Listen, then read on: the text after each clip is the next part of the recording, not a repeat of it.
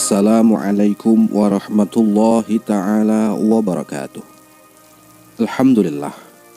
Assalatu wassalamu ala rasulillah Sayyidina wa maulana Muhammad ibn Abdullah wa ala alihi wa ashabihi wa man tabi'a hudahu wa walah, amma ba'du. Para sahabat muslim yang beriman, yang dirahmati oleh Allah subhanahu wa ta'ala, bagi umat muslim, Hajar Aswad bukan batu hitam biasa, tetapi benda yang sangat mulia dan dikeramatkan. Beberapa hadis Nabi telah mendasari alasan ini, seperti bisa melebur dosa hanya dengan menyentuhnya, menjadi saksi di hari kiamat, bahkan dikatakan sebagai batu suci yang dikirim dari surga. Dari sederet fadilah itulah Hajar Aswad menjadi salah satu ikon sakral bagi umat muslim. Sejarah mencatat, batu yang amat dimuliakan itu pernah dicuri oleh sekawanan perampok yang menyebabkan Ka'bah tanpa Hajar Aswad dalam waktu 22 tahun. Tidak saja hilangnya batu suci itu, bersamaan dengan peristiwa tersebut terjadi pula pembantaian massal jamaah haji dan penduduk Makkah secara umum. Ya, sangat-sangat tragis. Para sejarawan mencatat peristiwa ini dengan detail dalam kitab-kitab tarikh mereka, seperti Ibnu Katsir dalam Al-Bidayah wan Nihayah, Ibnu Atsir dalam Al-Kamil fit Tarikh, Ibnu Jarir At-Tabari dalam Tarikhul Umam wal Muluk, dan sejumlah sejarawan lain yang tidak bisa kami sebutkan satu persatu. Siapakah orang yang bertanggung jawab atas kejahatan-kejahatan yang terjadi di Ka'bah dan pembunuhan yang sangat keji itu? Ya, mereka adalah kaum Syiah Qaramitah. Selama hampir 2 abad, dari tahun 894 Masehi hingga 1078 Masehi, kaum Syiah Qaramitah memainkan peran penting dan mengancam di jantung dunia Islam. Sebuah sekte Syiah kecil, Qaramitah relatif sedikit secara geografis tersebar dan dianggap sesat oleh mayoritas muslim ahlus sunnah dan bahkan oleh sebagian besar Syiah lainnya.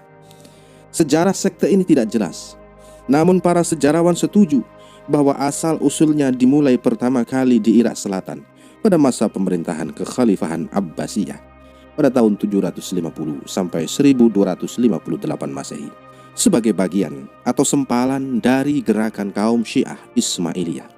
Sejak tahun 900 Masehi, Qaramitah menguasai kota Bahrain, Basra, dan banyak kota lain antara Mesopotamia dan Arabia. Tanah yang mereka kuasai sangat kaya dan sebagian besar dibangun dari kerja paksa. Negara Qaramitah di Bahrain diorganisir dengan prinsip egaliter yang kuat. Mereka yang miskin atau berhutang dapat memperoleh pinjaman sampai mereka menyelesaikan urusan mereka. Tidak ada bunga yang diambil untuk pinjaman itu. Semua pinjaman negara tersebut bebas bunga. Perbaikan properti pribadi dan pabrik dilakukan atas biaya negara, sementara biji-bijian digiling gratis di pabrik negara. Qaramitah begitu makmur hingga mengizinkan pembiayaan pengeluaran militer yang besar dan serangkaian kampanye penyerangan dan petualangan militer yang tak terhitung jumlahnya di negeri-negeri yang jauh. Kecerdasan dan daya tahan masyarakat egaliter mereka ternoda setelah sekte tersebut melakukan penistaan yang akan tetap menjadi noda gelap. Ibnu Katsir dalam Al-Bidayah wan Nihayah cukup objektif dan komprehensif melaporkan hal tersebut. Berikut kisah lengkapnya. Sekali waktu di musim haji tahun 317 Hijriah atau 886 Masehi, segerombolan perampok datang ke Mekah untuk berbuat onar. Mereka merupakan kelompok Qaramitah, termasuk Syiah Ismailiyah di bawah pimpinan Abu Thahir Sulaiman bin Abu Sa'id Al-Husaini Al-Janabi. Keberadaan mereka sangat ditakuti. Mendengar namanya saja, orang-orang Makkah segera mengamankan diri masing-masing. Kebetulan, jamaah haji dari Irak di bawah pimpinan Mansur Ad-Dailami yang pada tahun ini ke Mekah menjadi sasaran empuk mereka. Tepat pada hari Tarwiyah, tanggal 8 Zulhijjah, orang-orang Qaramitah merampas seluruh harta jamaah. Bahkan tak segan membantai siapa saja jamaah yang mereka temui. Banyak jamaah yang terbunuh. Mayat-mayat mereka kemudian dibuang ke sumur Zam-Zam. Ada juga yang dikubur di tanah haram dan lokasi Masjidil Haram tanpa dimandikan, dikafani ataupun disolati. Tidak habis pikir, di bulan Zulhijjah yang dimuliakan, termasuk Ashhurul Hurum, di tanah suci Mekah, bahkan di dekat Ka'bah, Karamitoh melakukan semua itu seolah merasa tak berdosa. Sesal sejarawan Muslim Ibnu Katsir dalam kitab Al-Bidayah wan Nihayah. Abu Thahir membenarkan aksi jahatnya itu dengan legitimasi teologis, membawa nama Allah untuk melakukan pembunuhan. Bahkan dengan jumawa yang menantang tentara burung ababil yang dulu pernah membinasakan Abraha saat berniat menghancurkan Ka'bah. Entah apa yang merasuki Abu Thahir dan keroco-keroco Karamitah itu, sampai-sampai kelakuannya seperti orang kesetanan.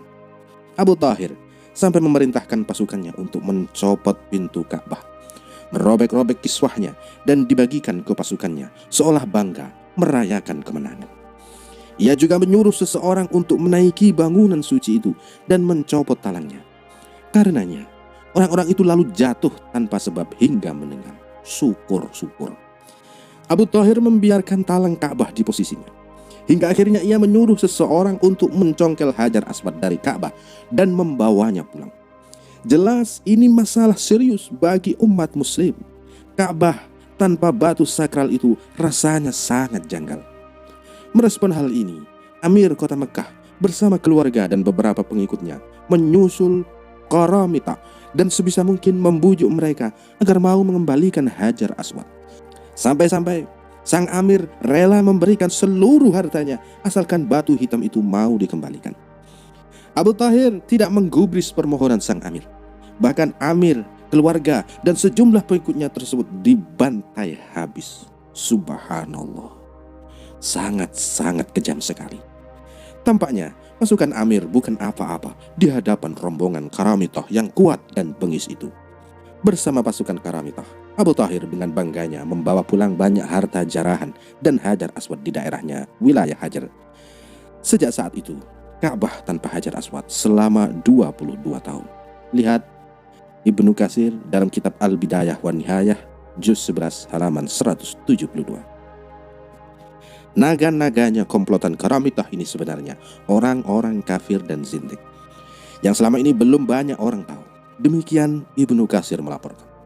Mereka kaum Karamitah berafiliasi dengan kelompok Fatimiyah yang pada tahun itu berkuasa di wilayah Afrika bagian selatan, tepatnya di Maroko. Pemimpin Fatimiyah itu bernama Abu Muhammad Ubaidillah bin Maimun Al-Qadah yang dijuluki Al-Mahdi. Fatimiyah merupakan satu-satunya dinasti yang secara resmi mengadopsi cabang Syiah Ismailiyah. Melihat track rekodnya, Al-Mahdi ini sebenarnya orang Yahudi yang berprofesi sebagai tukang emas dari daerah Salamiyah, sebuah distrik di Suriah Barat. Ia bermigrasi ke Maroko dan mengaku sebagai seorang syarif, masih memiliki nasab ke Rasulullah dari kalangan Fatimiyah. Pengakuannya dipercayai begitu saja oleh orang-orang barbar dan sejumlah masyarakat lainnya. Nah, ini perlu diingat bahwa memang dari dulu sudah banyak orang yang mengaku-ngaku keturunan Rasulullah SAW tanpa adanya sanad, riwayat atau sejarah yang jelas. Yang tujuannya adalah, ya tahu sendirilah. Ia Al-Mahdi itu kemudian mendirikan negara yang berpusat di kota Sijil masa Maroko dan membuat kota baru bernama Al-Mahdiyah, dinisbatkan pada julukannya Al-Mahdi. Rupa-rupanya kelakuan Karamitah ini sudah melewati batas. Sampai-sampai Al-Mahdi memarahi mereka melalui surat yang ia layangkan kepada Abu Thahir. Al-Mahdi sangat menyayangkan kecerobohan mereka, karena dengan demikian watak asli mereka yang selama ini tidak banyak orang tahu terbongkar sudah.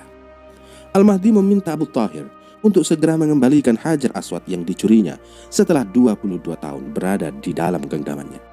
Tepat pada bulan Zulhijjah tahun 339 Hijriah atau 908 Masehi, Hajar Aswad kembali lagi ke pangkuan Ka'bah. Lihat Saleh bin Muhammad Az-Zaman dalam kitab Nawadirun Minat Tarikh, juz 3 halaman 346. Demikianlah kisah tragedi Karamitah yang memilukan. Kita bersyukur saat ini Mekah, Arab Saudi menjadi kota yang aman. Setiap tahunnya ada jutaan umat muslim melawat ke kota suci itu untuk menunaikan ibadah haji dengan aman dan selamat. Demikian kisah singkat ini, semoga bermanfaat dan menjadi kajian yang ilmiah. Wallahu a'lam bishawab. Wassalamualaikum warahmatullahi wabarakatuh.